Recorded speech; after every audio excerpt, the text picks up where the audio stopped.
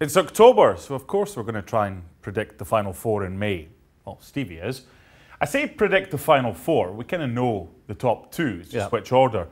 But 3 and 4, the other two Champions League spots, it is up in the air. That's why we've got some teams that weren't really spoken about pre-season. Who have you got as number 4? As number 4, right now, I'm going to say Arsenal. Okay. And that is a little bit by default, to be honest, because I don't think they've been particularly great so far this year. Things have definitely gone for them. You know, I think they got 4 wins by a goal. And defensively, teams haven't been able to take advantage of them. I still think they're weak, but they do have the likes of Bellerin coming back. And I think I say default because I don't think you can trust the other teams. You know, Tottenham, they have to start playing better. They've got too much talent, but is it going to be too late? Manchester United, no, not happening. Leicester City, they may get themselves in the top 4, but it's obviously they won the Premier League a few seasons ago, but for a lot of their players it's uncharted territory. So that's why I'm going to go with Arsenal. Now, you've mentioned Leicester. I don't know who put Everton in here. Yeah. Yeah, there's probably more likelihood of race for bottom 4 right now. Kind of like who put Man United in as well. Now, come on, I was thinking you'll resist a dig, former Liverpool player, Man United. Okay, it's just going to be okay. But there's just a little subtle dig. It's not a dig at all. No, listen, race for the top 4. Listen, Man United will be struggling. They're just another team right now. Yeah, absolutely. So that leaves number 3. I think it's going to be Chelsea. Okay. Definitely questions about them before the season kicked off with a lot of young players. Frank Lampard as an inexperienced manager. Yep. But you know what? I've liked what he's done from the start of the season to now. The first 4 games of the season, he tried some things. They lost too many goals and didn't score enough goals, but looked quite good. He made some changes, particularly Tomori at the back, and they've completely flipped it around.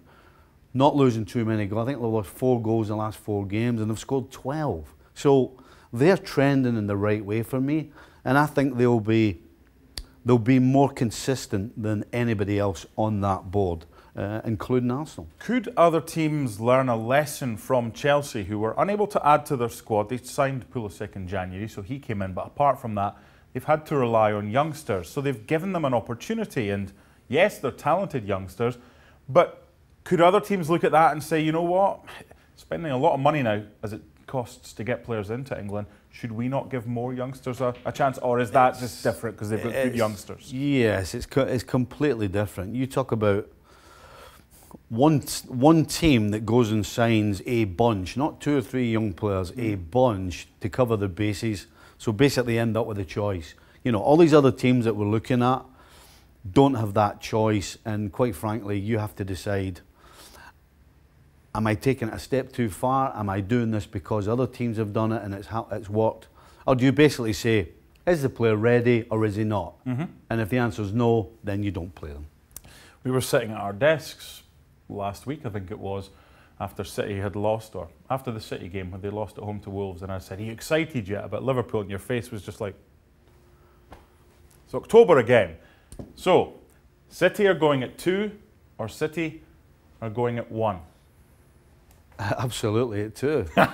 You are excited. Listen, right now, this is Liverpool's to lose for me. Because we've been here before.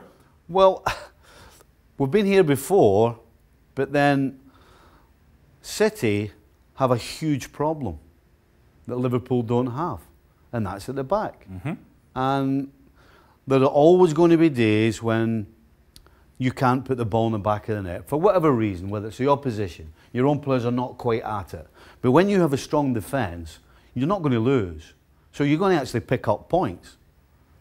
City right now, when they're not scoring goals, are going to lose games because they have a back line that can't keep the ball out of the net.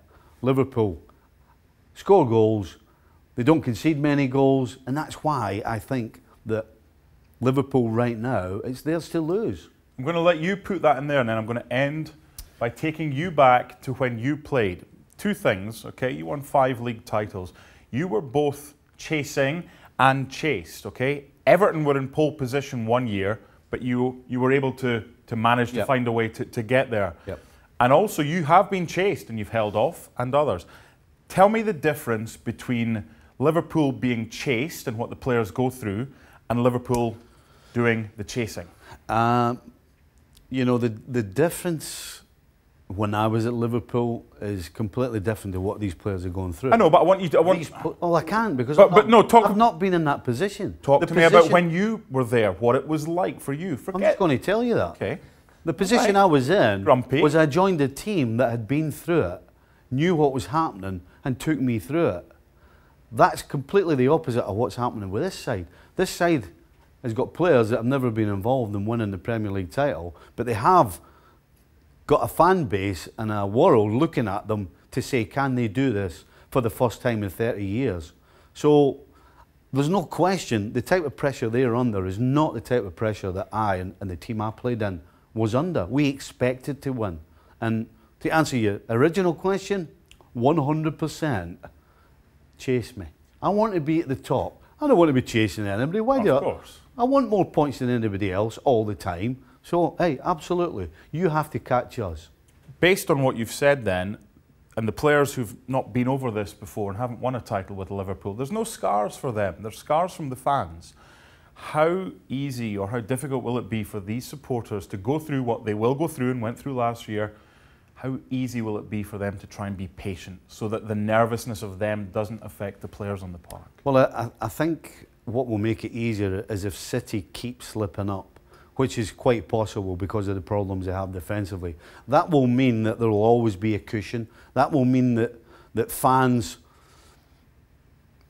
at games, when things are not always going the way you want, because that happens, that's just a natural thing, won't be getting too nervous, and they won't transfer that onto the field. But the most important thing for me, though, is the manager, is Klopp. Yeah. And the good thing for me is Klopp's been through it. Klopp's won the Bundesliga. Klopp knows what it's like. Klopp understands that you have to concentrate every single time you step on that field, and he knows that you have to prepare properly. So the players are going to be prepared, they're going to be motivated, and the fact that they're as good as they are, that will carry them through. When will you allow yourself to get excited? As soon as it's done. Not before. Not before. Will it get done? He's got Liverpool in pole position. Thanks so much for watching ESPN on YouTube. And for more sports highlights and analysis, be sure to download the ESPN app. And for premium content and live streaming, subscribe to ESPN Plus.